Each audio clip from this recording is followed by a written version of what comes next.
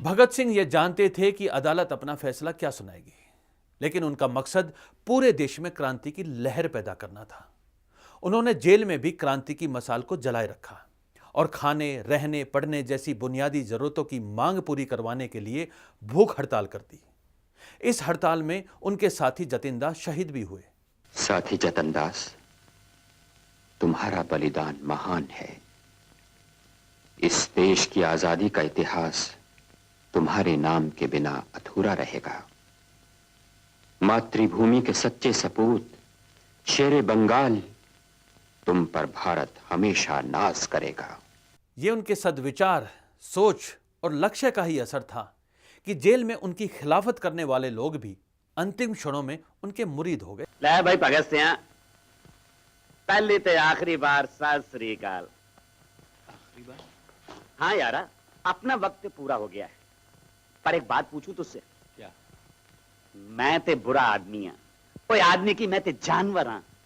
मुझको तो मेरे पापों की सजा मिलनी चाहिए, पर ये दुनिया तेरे जैसे लोगों के साथ ऐसा सलूक क्यों करती है? भगत सिंह, एक आखिरी काम करेंगे? बोलो। यारा, जिंदगी च किसी नेक आदमी नाल हाथ नहीं मिलाया, मिलाएंगे ही हाथ। बा बा बा, बल्ले बल्ले बल्ले। यूं तो इस महान किरदार की उम्र बहुत छोटी थी, महज 23 साल के थे उस वक्त वो, लेकिन अपनी शहादत देकर आजादी का लक्ष्य पाने की सोच इतनी स्पष्ट थी उनके मन में कि जब जेल में उनकी मां उनसे मिलने आई और सलाखों के पार भगत सिंह को देखकर उनकी भावनाएं उमड़ पड़ी, तो उन्होंने अपनी मां को कहा, रोना नहीं मां, रोना नहीं। हाँ। अच्छा मां। तू न रोना के तू है भगत सिंह की मां,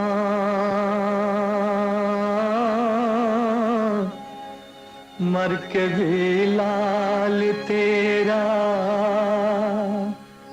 मरेगा नहीं। घोड़ी चढ़ के तो लाते हैं दुल्हन सभी,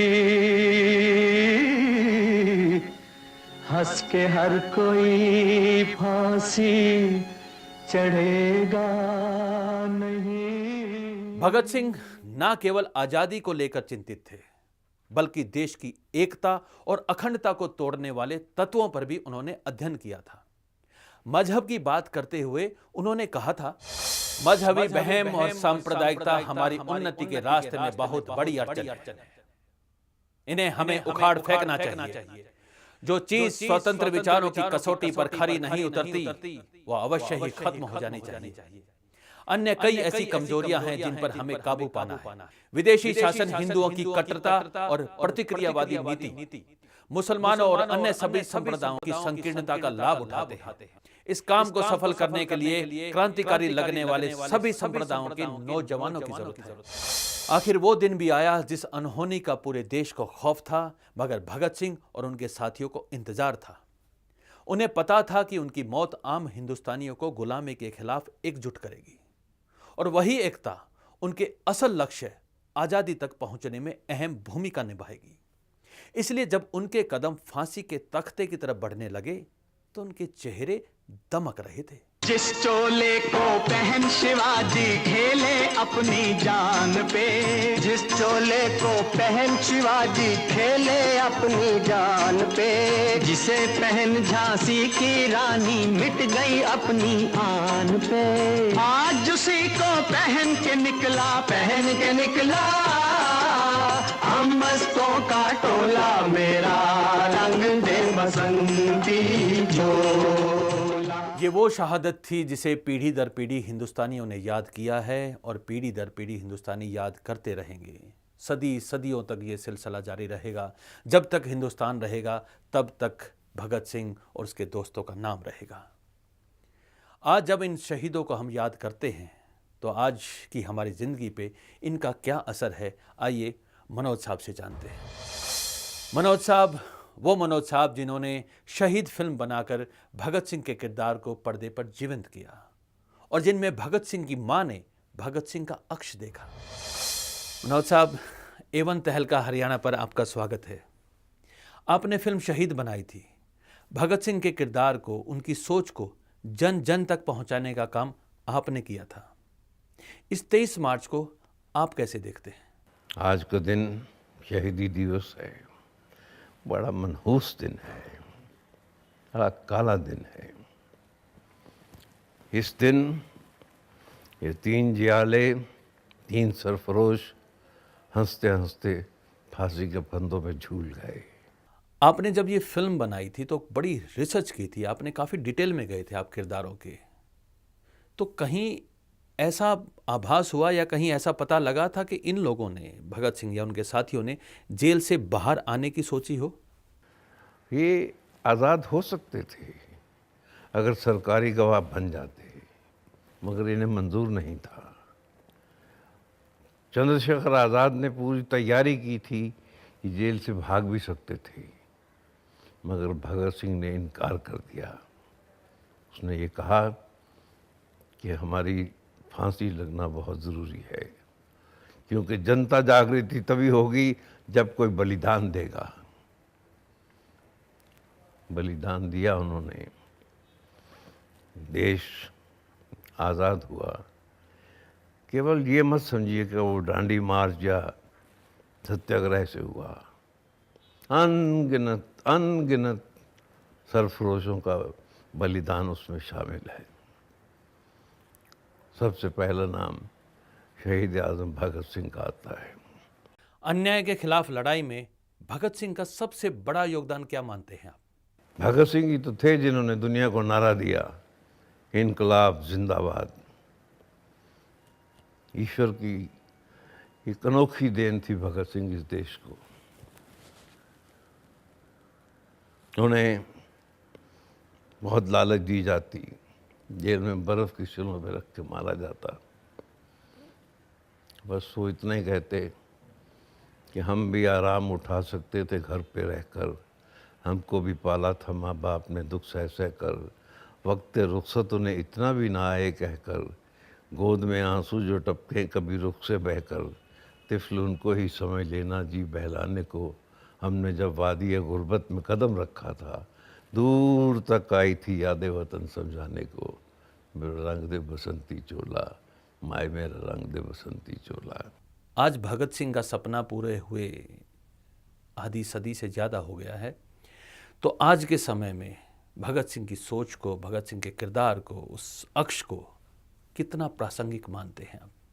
आज भी अनगिनत जियाले हैं।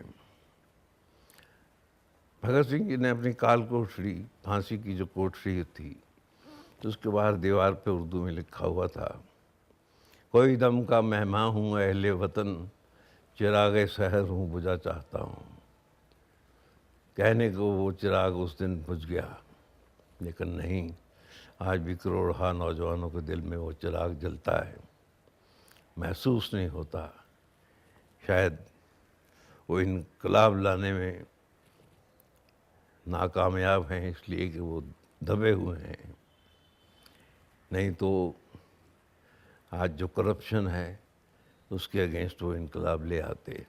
लेकिन दबी हुई चीज़ जब भी अंगड़ाई लेती है तो बड़ी बड़ी ऊंची इमारतें हिल जाती हैं, ज़लज़लों से हिलती हैं ऊंचाइयाँ, पस्तियाँ जब भी लेती हैं अंगड़ाइयाँ। युद्ध होते थे, लोग शहीद होते थे, लेकिन शायद ये भारत के इतिहास का ही नहीं, दुनिया के इतिहास का पहला ही ऐसा उदाहरण होगा कि 3 नौजवानों ने बड़े योजनाबद्ध तरीके से, सोच के, समझ के बलिदान दिया। उनके इस बलिदान से देश को आज़ादी मिली। आज आज़ादी को 60-70 साल ऊपर हो गए हैं। आज उस बलिदान को आप कैसे याद करते हैं?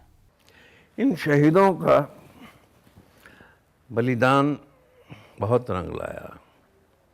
इन्होंने चाहा तो क्या चाहा हमसे कि भाई भाई बन के रहें, देश की एकता अखंडता के लिए रहें, जिए तो देश के लिए जिए, मरे तो देश के लिए मरे, अपने स्वार्थ के लिए नहीं जो आजकल हो रहा है। उन्होंने सिर्फ ये चाहा होगा, ये अपनी कल्पना है कि जब शहीदों की अर्थी उठे धूम से, देश वालों तुम आंसू बहाना नहीं, पर मनाओ जब आज़ाद भारत का दिन, उस घड़ी तुम हमें भूल जाना नहीं। लौट कर जहाँ में ना आ सके तो क्या, याद बन के दिलों में तो आ जाएंगे। ऐ वतन हमको तेरी कसम, तेरी राहों में जहाँ तक लुटाए जाएंगे। प्रोग्राम ख़त्म होने का समय आ गया है। आपकी तरफ से दर्शकों के लिए इस दिन पर कोई संदेश? भाई और बहनों, इस भारत माँ को नमन कीजिए। देश के लिए जो बलिदान आप दे सकते हैं वो दीजिए। कोई फिर गैर हम पे आंख ना उठाए, फिर कोई गोली ना दागे, कोई गुलाम ना बनाए। हम गर्व से कह सकें कि देश मेरा राम है तो मैं उसका हनुमान हूँ। चीर के देख लो सीना मेरा, पूरा हिंदुस्तान हूँ। यही स्वप्न था भगत सिंह का, भगत सिंह के साथियों का। धन्यवाद। जय हिंद। ये था भगत सिंह, राजगुरु और सुखदेव को A1 तहलका का सलाम। ऐ वतन हमको तेरी कसम, तेरी राहों में जहाँ तक लुटा जाएंगे। ऐ वतन